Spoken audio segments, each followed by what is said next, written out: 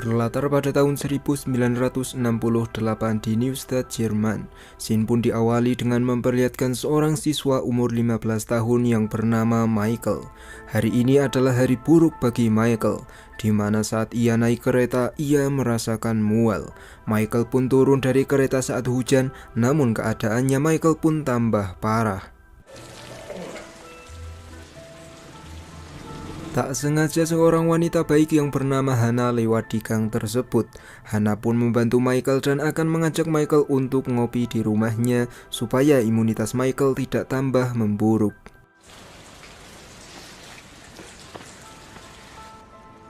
Saat hampir sampai di rumahnya Hana, Michael pun merasa agak baikan. Michael pun sangat berterima kasih pada Hana, lalu ia pun pulang ke rumahnya sendiri.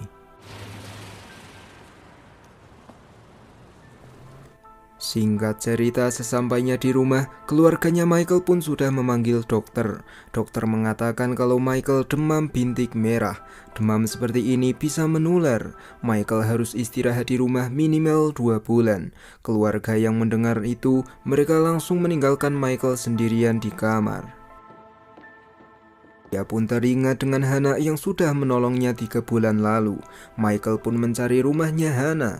Lalu setelah ketemu, Michael pun datang dengan membawa bunga sambil berterima kasih sekali lagi. Hana pun cuek begitu saja dan seperti tidak menyukai Michael.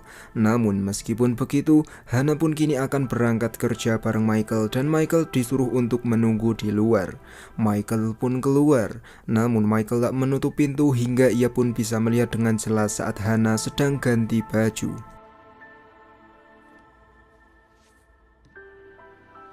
Kemudian berangkatlah mereka ke tujuannya masing-masing.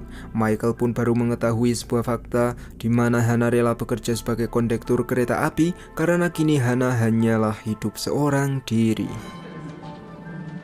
Singkat cerita, sepulangnya Hana bekerja, ia pun mengangsu bahan bakar. Hana melihat Michael yang sudah di depan pintu rumahnya. Ia pun menyuruh Michael untuk membantu Hana.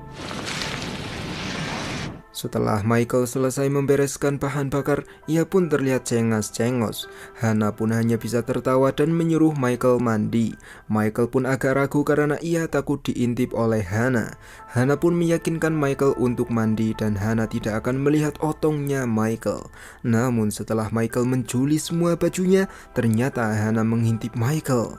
Lalu saat Michael sudah selesai membersihkan badan, terjadilah cocok tanam di antara mereka berdua. Sepulangnya Michael dari rumahnya Hana, ia pun beralasan kalau tadi ia tersesat makanya telat pulang ke rumah. Adik-adiknya Michael pun tidak percaya, namun ibunya Michael sangat percaya dengan Michael.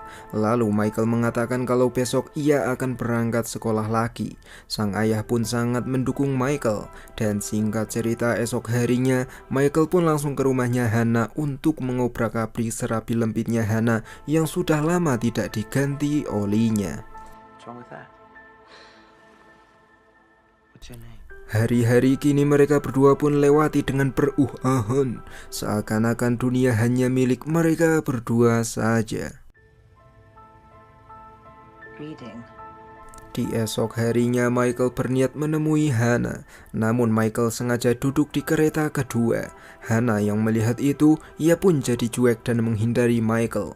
Bahkan saat sudah sampai di rumah, Hana seperti tidak kenal dengan Michael.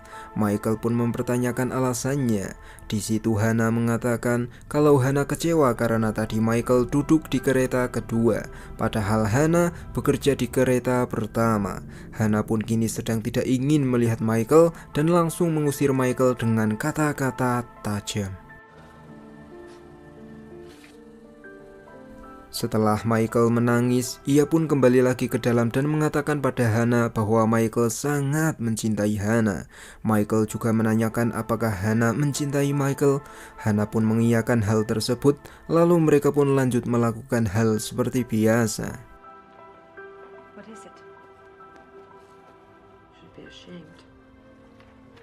For a moment, he was still. Look. Kemudian kita pun dialihkan ke masa sekarang, yang dimana semua scene tadi adalah ingatannya Michael.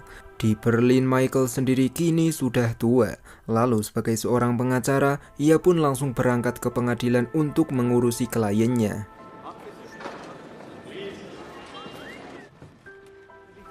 Kembali ke masa lalu di mana Michael kini sedang di sekolah. Di hari pertama, ia pun berkenalan dengan seorang murid cewek yang bernama Sophie. Sophie pun nampak tertarik dengan Michael. Bahkan Sophie yang ngajak kenalan dengan Michael. Lalu singkat cerita kini ulang tahunnya Michael. Semua teman-temannya Michael pun sudah memberi kejutan, termasuk Sophie yang mengajak Michael masuk ke dalam rumah untuk merayakan pesta ultahnya Michael. Michael pun tidak masuk karena ia sudah ada janji dengan seseorang. Semua temannya Michael pun kecewa tentunya, termasuk Sophie yang mendengar hal tersebut. Singkat cerita, Michael kini sudah sampai di rumahnya Hannah. Di situ Michael hanya membacakan buku dongeng. Namun setelah lama, Michael merasa kalau Hannah sangat aneh, di mana Hannah tidak pernah bertanya tentang Michael sekalipun. Hari ini adalah hari ultahnya Michael. Lantas mengapa Hannah tidak berbahagia sama sekali? Setelah perdebatan yang tidak berfaedah barusan, Hannah pun langsung mengadusi Michael.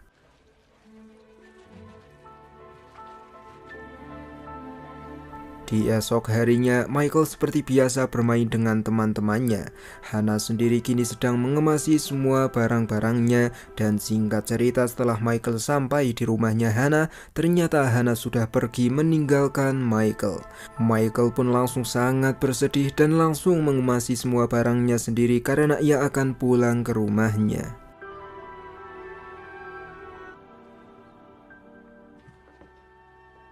Di masa kini, Michael ternyata sudah punya anak yang bernama Julia.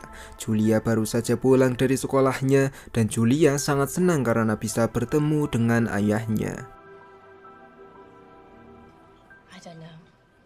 Kemudian kita pun kembali lagi ke Michael muda di mana kini ia berkuliah di Heidelberg Law School pada tahun 1966. Laki-laki Michael disukai oleh teman sekelasnya yang bernama Carl. Bahkan ketika jam belajar sudah selesai, Carl mengajak Michael untuk menghadiri acara persidangan.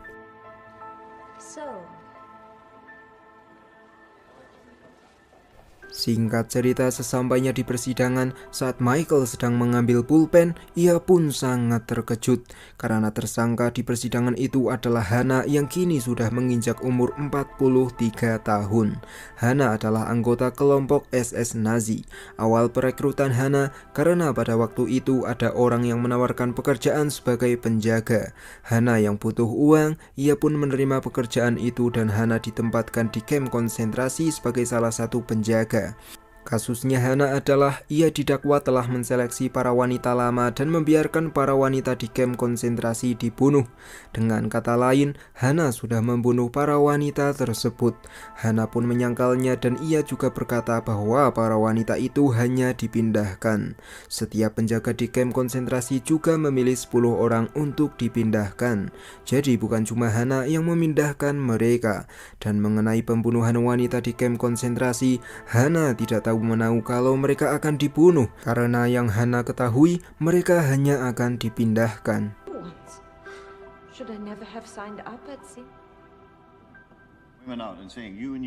Kemudian dihadirkan salah satu penjaga. Ia pun menunjuk beberapa wanita yang dulunya pernah bekerja sebagai penjaga di kamp konsentrasi. Namun wanita ini mengatakan bahwa Hannah adalah satu-satunya penjaga yang paling berbeda, di mana Hannah selalu memanggil anak-anak dan orang lemah untuk membacakan buku untuk Hannah. Awalnya ia kira Hannah adalah penjaga yang sangat baik, namun ia tidak menyangka kalau Hannah tega mengirim mereka untuk mati. Lalu Michael sendiri yang mendengar itu, ia pun menyadari dan yakin 100% bahwa Hannah tidak bisa menulis dan tidak bisa membaca. Kemudian dihadirkan salah seorang korban di kamp konsentrasi. Wanita ini bercerita bahwa dulu di gereja ada serangan bom. Gereja tempat penampungan para wanita terbakar habis, termasuk sekitar 300 wanita di dalam gereja tersebut. Mereka semua mati karena pintu dikunci dari luar. 6 penjaga di kamp konsentrasi tidak membuka gereja tersebut, dan kini hanya wanita inilah yang selamat dari kejadian tersebut. Outside. See burning beams.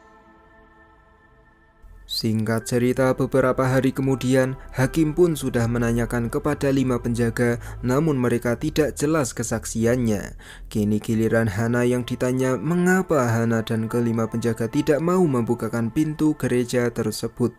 Hana pun mengatakan dengan jujur bahwa para penjaga tidak bisa membiarkan mereka keluar, karena jika mereka keluar, maka mereka akan kabur dan akan terjadi kekacauan yang lebih buruk. Kejadian pada saat itu sangat cepat dan tidak mudah dicerna oleh otak. Ada bom, ada salju, dan tentunya para penjaga tidak bisa membuka pintu gereja yang menahan para tahanan Yahudi. Hakim yang mendengar itu, ia pun sudah paham. Lalu hakim juga sudah menginterogasi ke-5 penjaga, dan ke-5 penjaga melawan Hana, yang dimana ke-5 penjaga menunjuk Hana sebagai orang yang bertanggung jawab atas kejadian tersebut. Hana pun mengelak dan mengatakan kalau dulu kejadian itu sudah didiskusikan dan mereka berlima juga menulis perintah yang sama dengan Hana. Ke-5 penjaga yang mendengar itu, mereka pun mengelak dan menuduh kalau Hana sendirilah yang menulis perintah tersebut. Hakim yang mendengar pembicaraan tersebut, ia pun menyuruh Hana untuk menulis. Jika tulisan Hana sama seperti yang di surat perintah atau laporan, maka Hana akan terbukti bersalah dan terbukti bertanggung jawab sendirian atas terbunuhnya 300 wanita yang ditahan. Di situ Hana pun berpikir sangat keras. Lalu setelah lama berpikir, entah apa yang dipikirkan oleh Hana, yang pasti Hana mengakui bahwa ia sendirilah yang menulis laporan tersebut.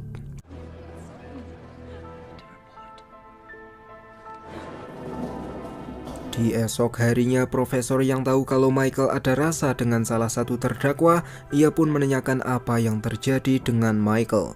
Michael pun mengatakan bahwa ia punya informasi yang bisa meringankan hukumannya Hana. Hana juga punya informasi yang bisa membuat Hana tidak bersalah. Tapi entah kenapa, Hana tidak mau mengatakannya. Profesor yang mendengar itu, ia pun menyuruh Michael untuk menemui Hana di penjara.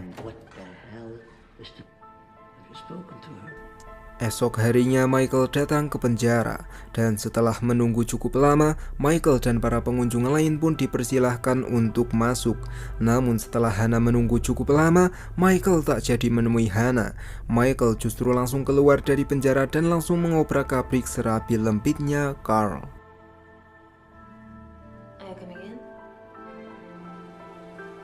Setelah gituan dengan Carl, Michael merasa tidak bahagia. Michael justru teringat dengan Hana. Beberapa hari kemudian, sidang final pun digelar. Saat Hana memasuki ruang sidang, semua orang pun membuli Hana. Hakim pun mengumumkan keputusan dari sidang yang sudah cukup panjang dan matang. Hannah Smith bersalah atas kematian 300 wanita. Beckard Rita, Carolina Steinhoff, Regina Kreutz, Angela Ziber, dan Andrea Luhmann dihukum penjara selama 4 tahun 3 bulan, sedangkan Hannah Smith dihukum penjara seumur hidup. Di masa kini, Michael akan ke rumah ibunya bersama dengan putri kecilnya. Sampailah di rumah ibunya Michael. Di situ Michael mengatakan kalau ia akan bercerai dengan Carl. Michael menyuruh ibunya agar tak khawatir dengan Carl, karena Carl kini sudah menjadi pengacara kondang, dan tentunya gajinya Carl kini sudah jauh lebih besar dibandingkan dengan Michael. Kemudian Michael merasa resah dan gelisah. Ia pun kini mulai membaca buku sambil merekam cerita tersebut. Lalu ia pun mengirimkan hasil rekaman itu kepada Hana. Hana yang mendengar suaranya Michael, ia pun sangat terharu.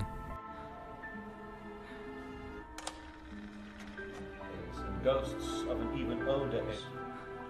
A man Beberapa hari kemudian, Hana pun sudah mulai hafal dengan ceritanya Michael. Lalu Hana ke perpustakaan untuk meminjam buku yang sama dengan buku yang dibacakan oleh Michael. Kemudian sambil mendengarkan rekamannya Michael, Hana pun mulai belajar membaca sendirian. The lady with the little dog.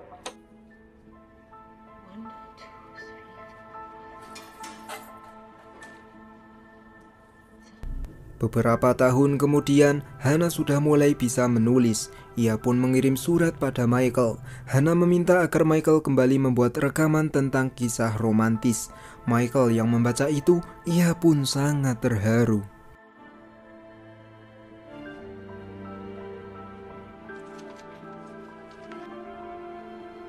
Singkat cerita, Michael dihubungi oleh petugas penjara. Ia mengabarkan kalau Hana sudah dipenjara selama 20 tahun lebih. Sebentar lagi Hana akan dibebaskan. Hana tidak punya keluarga ataupun kerabat satupun. Satu-satunya orang yang berkirim surat dengan Hana adalah Michael. Namun saat Hana bebas, Hana akan butuh tempat tinggal dan pekerjaan. Petugas penjara itu berharap kalau Michael bisa membantu Hana nantinya. It's kind of you. Beberapa hari kemudian, Hana akan dibebaskan 1 minggu lagi. Michael pun datang ke penjara. Bertemulah Michael dengan Hana. Di situ Michael mengatakan bahwa Michael sudah punya tempat tinggal untuk Hana dan nantinya Hana akan bekerja di tempat jahit. Hana pun sangat berterima kasih pada Michael. Lalu di situ mereka pun agak canggung karena dulu Hana meninggalkan Michael tanpa berpamitan. Hana pun seperti ingin mengungkapkan kalau ia masih suka dengan Michael. Begitu juga dengan Michael yang masih sangat peduli dengan Hana. Namun karena Michael masih ingat kalau dulu Hana pernah meninggalkannya, Michael pun bersikap dingin pada Hana, kemudian langsung berpamitan dan akan kembali 1 minggu lagi untuk menjemput Hana. Take care, kid. Singkat cerita, 1 minggu kemudian Michael pun sudah sampai di penjara. Petugas penjara itu pun mengantarkan Michael dengan sedih. Lalu setelah sampai di sel, ternyata Hana sudah bundir. Hana juga menuliskan sebuah pesan untuk Michael, di mana Hana punya uang dan beberapa uang di bank. Michael harus memberikan uang itu untuk anak-anak yang selamat dari kamp konsentrasi.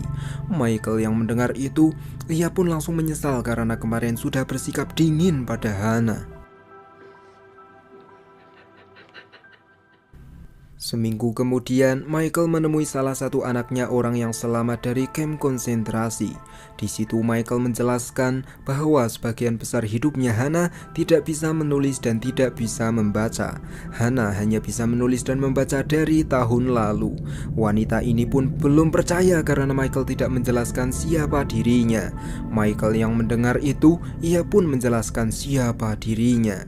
Di mana dulu Michael punya hubungan gelap dengan Hana dan tentunya Michael sangat mengenal Hana. Wanita itu yang mendengar hal tersebut, ia pun mulai percaya dengan Michael. Namun wanita itu mempertanyakan soal kedatangannya Michael. Antara Michael ingin meminta maaf atau Michael mencari ketenangannya sendiri. Michael pun tidak menjawab itu dan ia langsung memberikan wasiatnya Hana. Wanita itu yang sudah tajir melintir, ia pun tidak mau menerima uang tersebut. Namun ia hanya mau menerima kalengnya. I keep the 10. Shouldn't have gone to.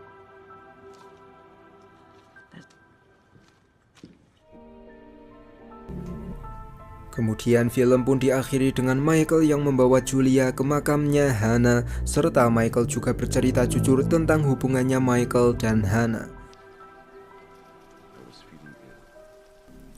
Oke, jadi pelajaran yang bisa kita ambil dalam film ini adalah ketika laki-laki sudah ditinggalkan tanpa berpamitan, maka ia akan ingat dan menjadi sungkan untuk PDKT lagi meskipun masih sangat cinta.